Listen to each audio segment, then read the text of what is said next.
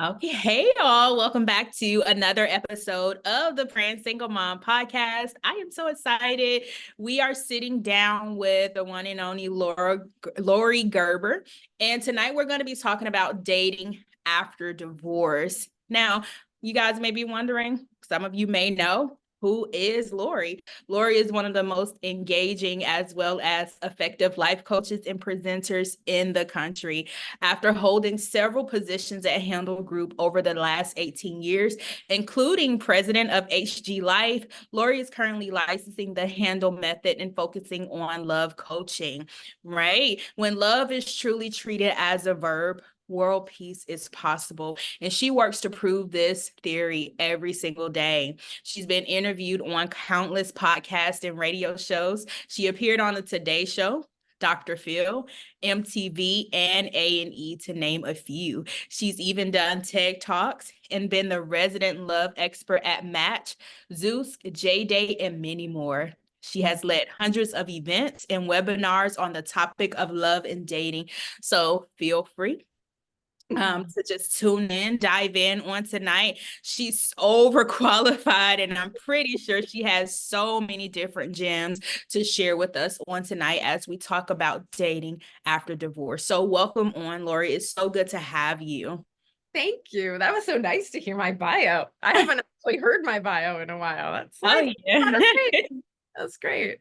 Yeah. So we're going to be sitting down and just having a conversation. We have women that are listening in. Many of them are divorced over in this community, and many of them have so many questions about dating after divorce. So if you could tell us a little bit about what are some of the challenges that you faced going through a divorce and how did you overcome those challenges? Yeah. Well, I personally did not go through a divorce, but I've been through hundreds of divorces. I did go through a near divorce experience, and that is actually what brought me to coaching. Not on purpose, but accidentally, I got into coaching, and it was one of the first things I had to deal with. And I was really so overwhelmed by the results that I got from that coaching for my relationship, which ended up healing the relationship. And now I'm 30 years in with that person. I got I'm it. going strong. So, and I still use those tools that I learned in that coaching back when I was in my young 30s. So that is actually what brought me to this. But over my 20 years of coaching daters and women, I've gone through divorce with most of them. I hate to say that, but I've gone through, we know that the divorce rate is over 50% now. So it's inevitable that I have worked with hundreds and hundreds of women who've gone through divorce. What the issues are, whatever issues got you into a bad relationship to begin with, Yeah. guess what? You still have them after you're divorced. Hopefully you learned your lesson, but maybe not. So that's one thing I see.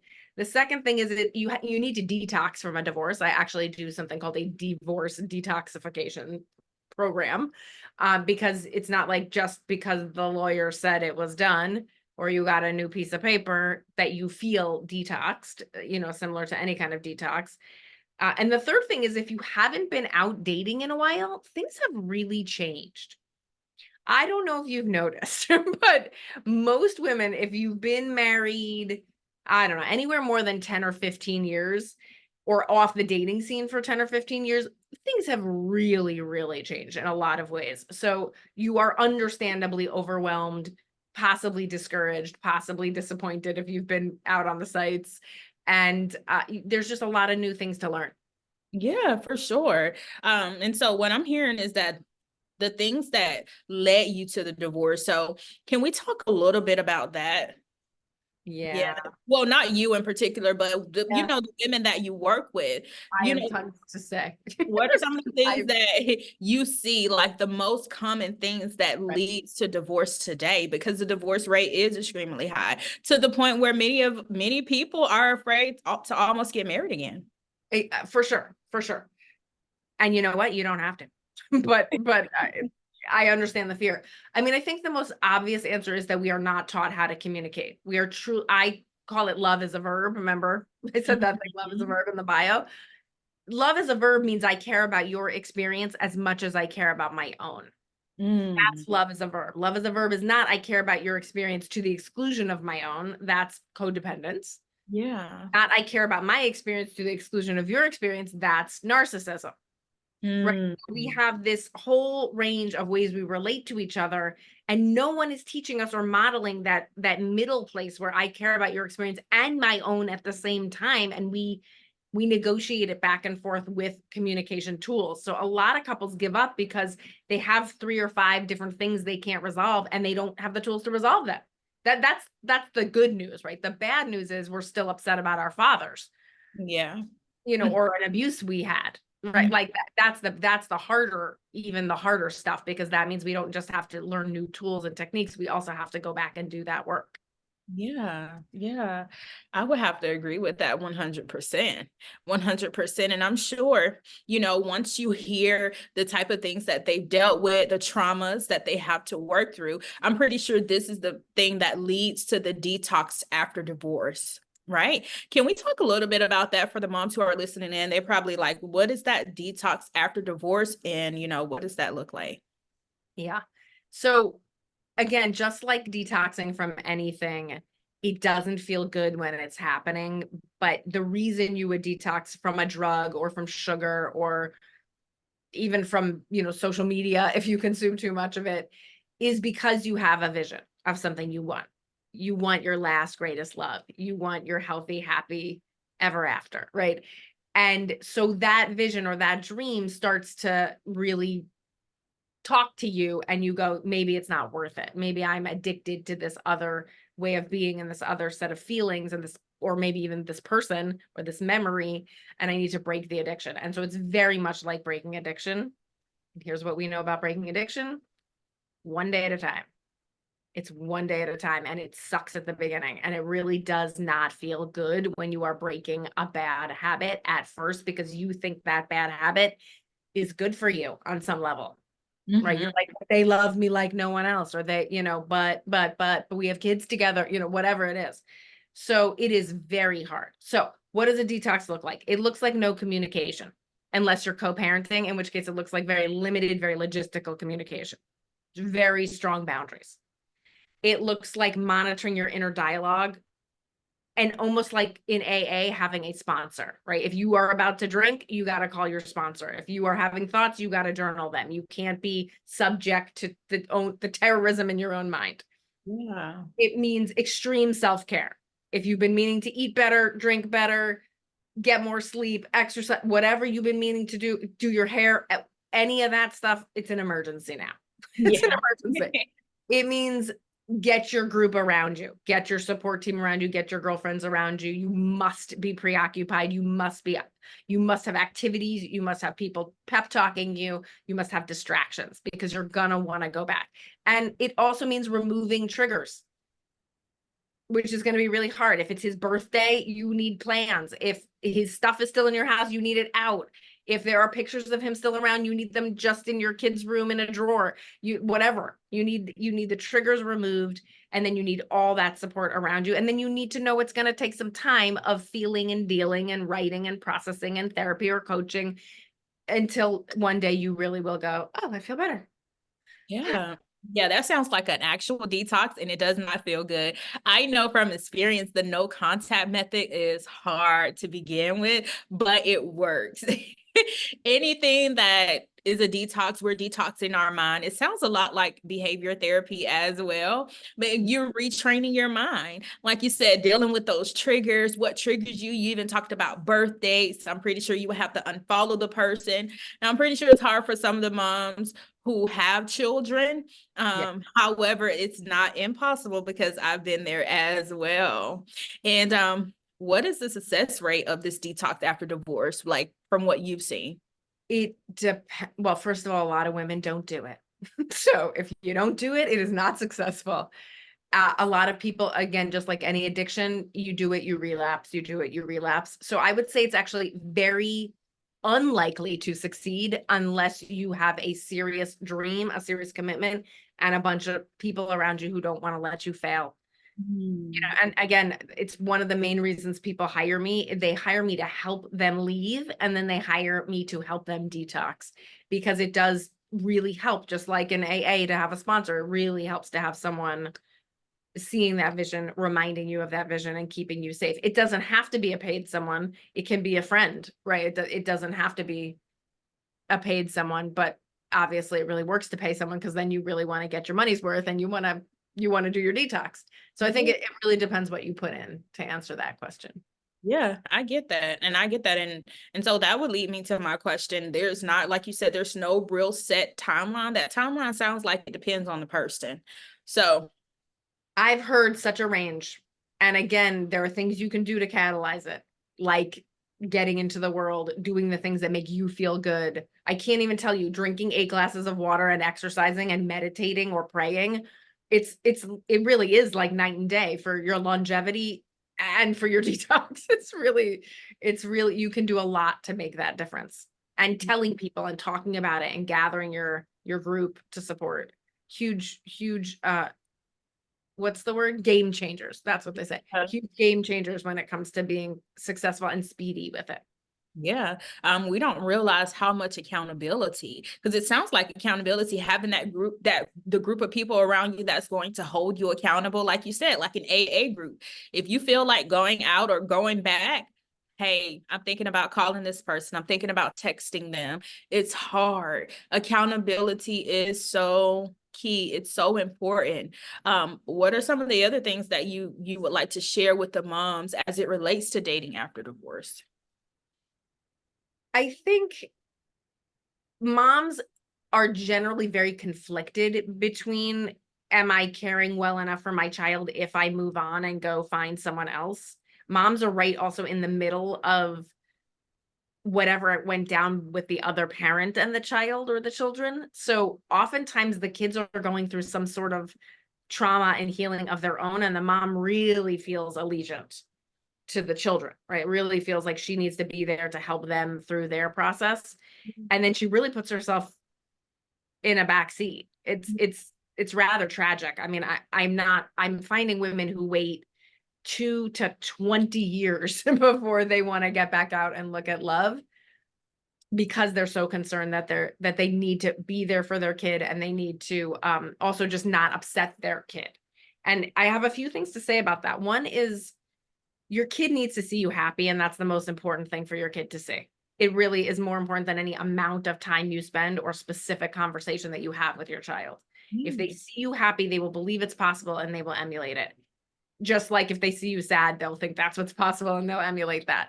So that doesn't mean you're ready to date again or you would pick healthy. If you're not ready and you wouldn't pick healthy, absolutely don't do it. That's great. That's great for your kid. But please don't blame your kid for why you can't be happy if you are really wanting to find your person.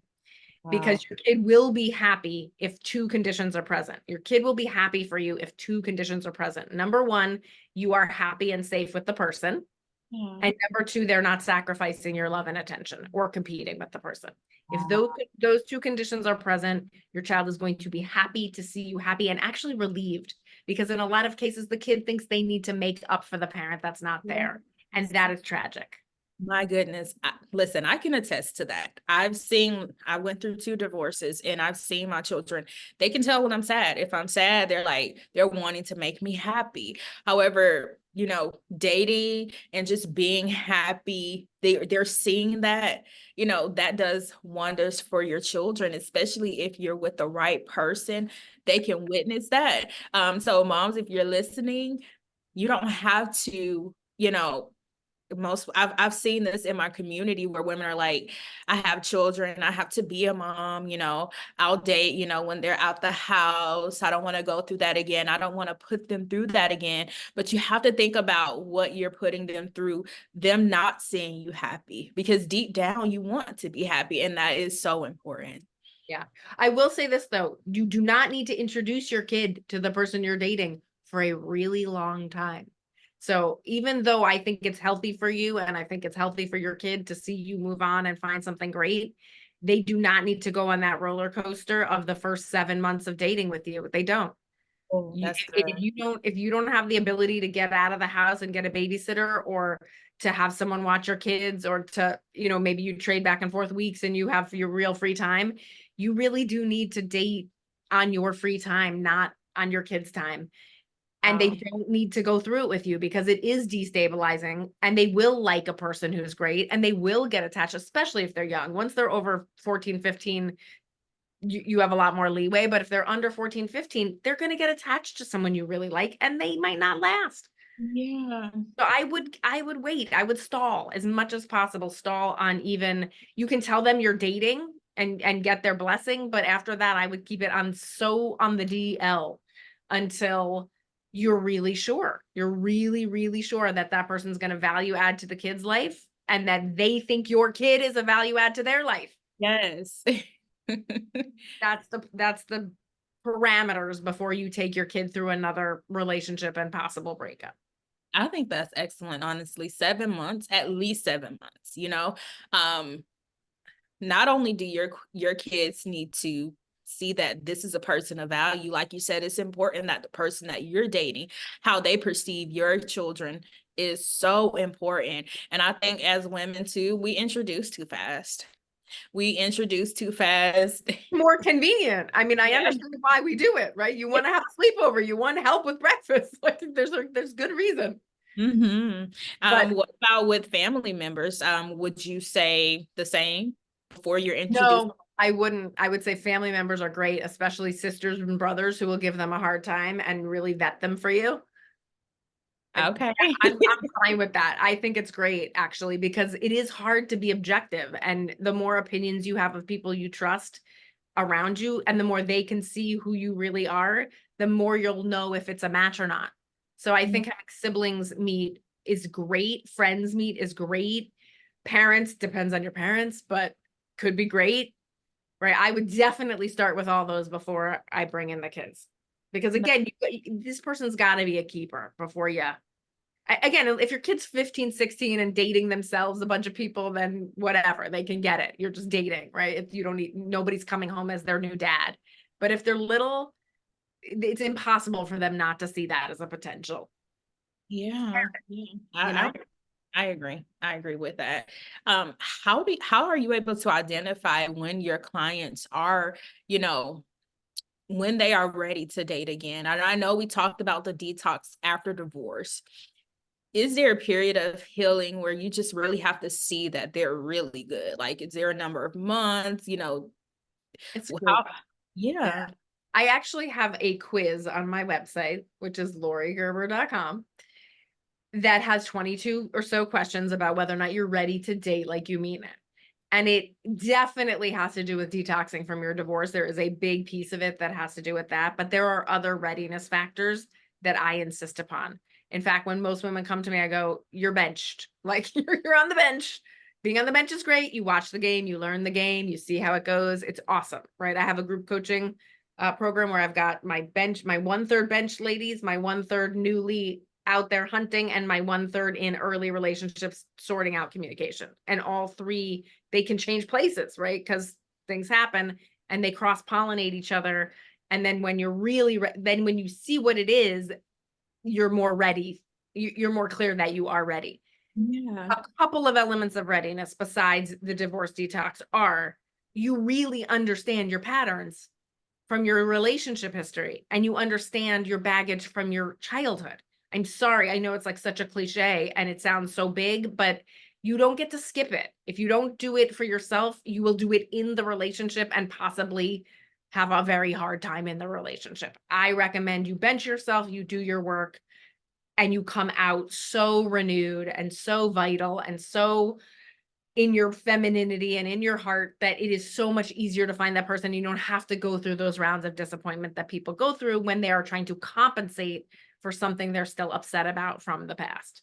Mm. That's a big readiness factor. I could talk about more readiness factors, but I want to pause for a moment. Yeah, go ahead. More? Okay, more readiness factors. No. I was saying, Oh, let's pause there.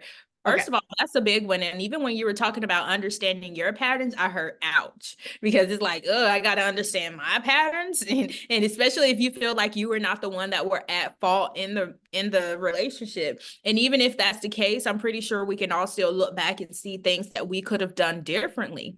For sure. Yeah. Mostly we put up with stuff we shouldn't put up with. And if you're one of those people who is saying my partner was a liar, a cheater, fill in the blank criminal, I promise you were also a criminal, right? So a narcissist is a criminal, but so is a codependent, right? A drinker is a criminal, but so is an enabler. And a liar is a criminal, but so is the one who lies that it's okay.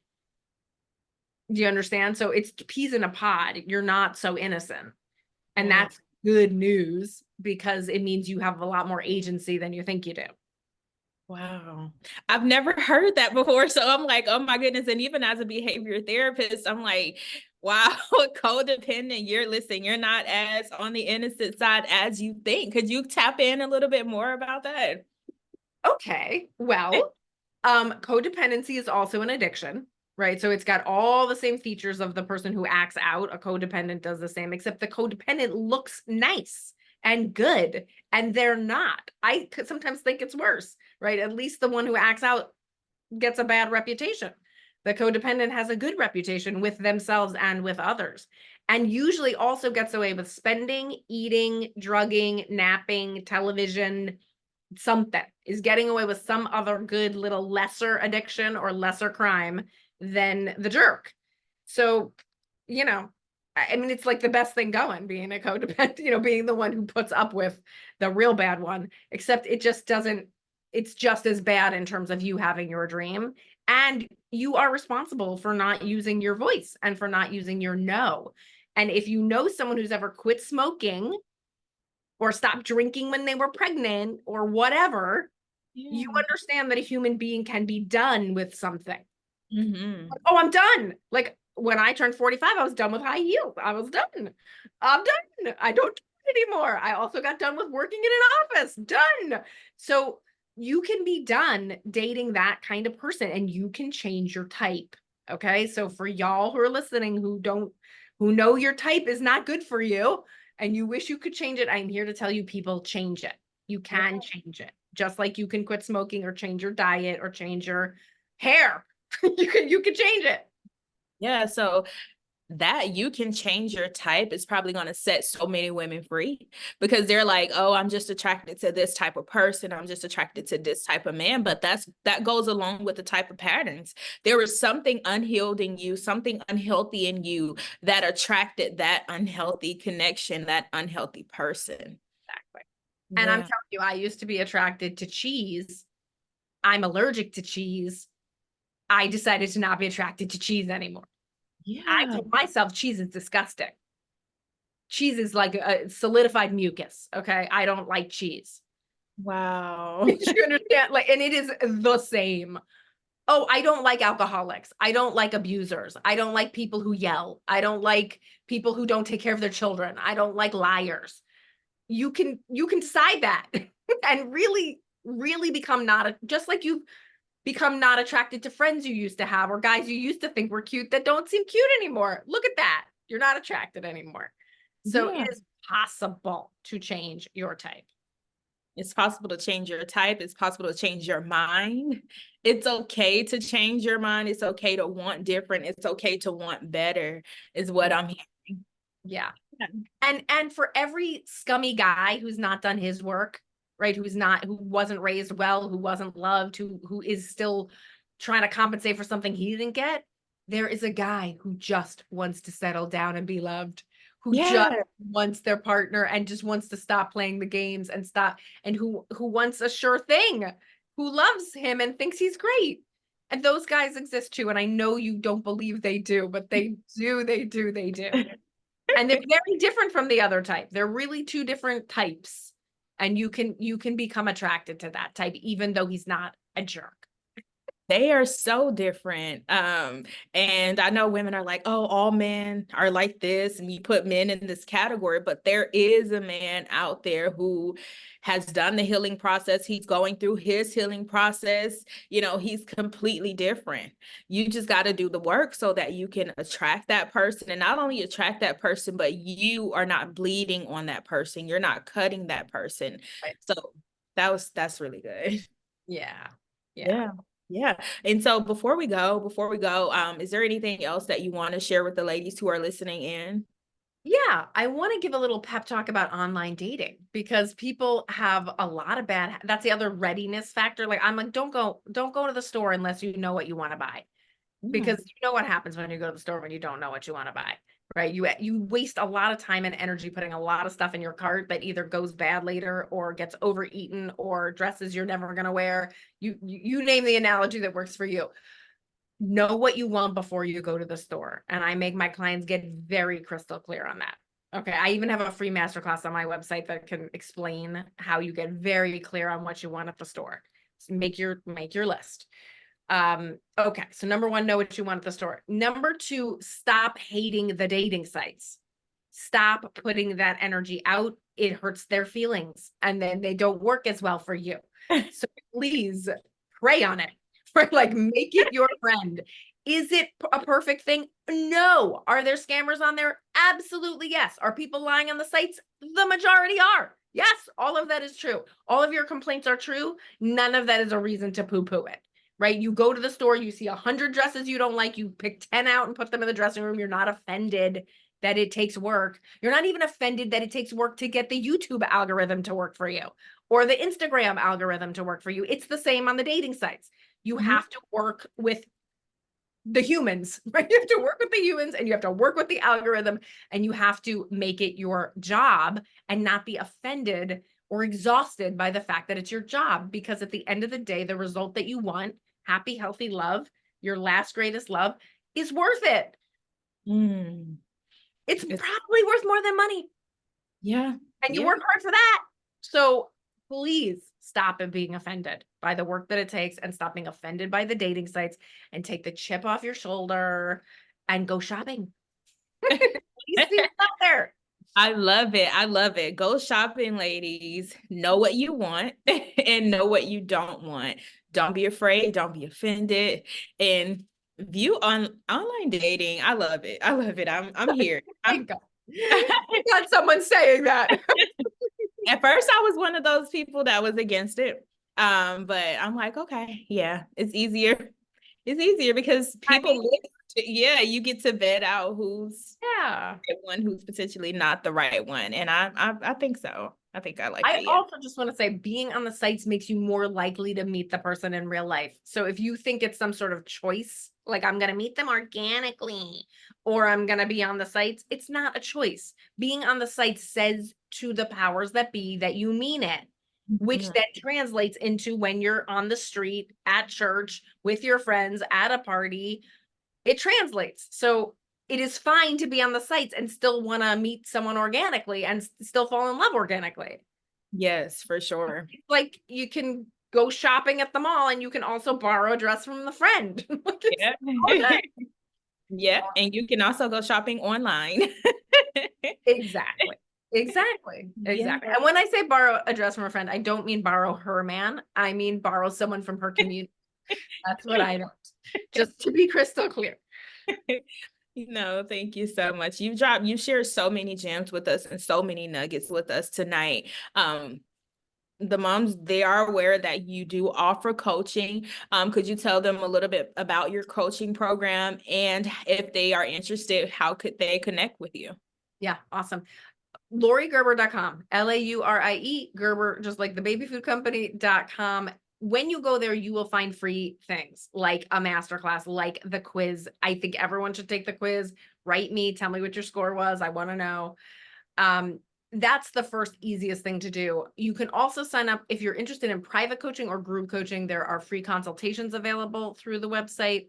And I do have a course that is for daters. I have a course for daters in particular to handle those things I was talking about, the strategy for online, the healing the past stuff, the communication skills, everything that we need. And it's a very affordable right now, and the price is going to go up. So I just have to say that right now because I know this is coming out soon. If you once I made it so it would be super affordable for everyone, and now I'm in a marketing class and they are encouraging me to raise the price. So right now, I hope that it is very affordable for everyone and it is going to stay there for this moment. But that is for humans who really want to learn those dating skills.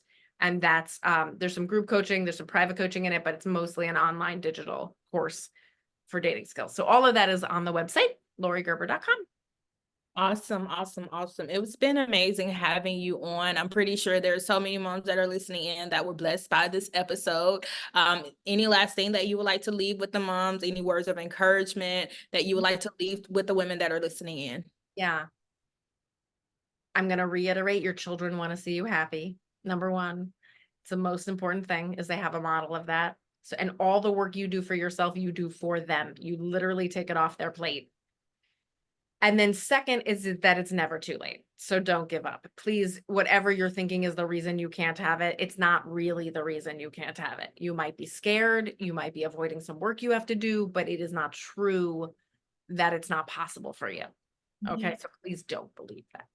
Yeah, I love that. I love that. Well, thank you so much again. We were so excited to have you. And for those of you who are listening in, thank you for tuning in to another episode of the Praying Single Mom podcast. See you guys soon.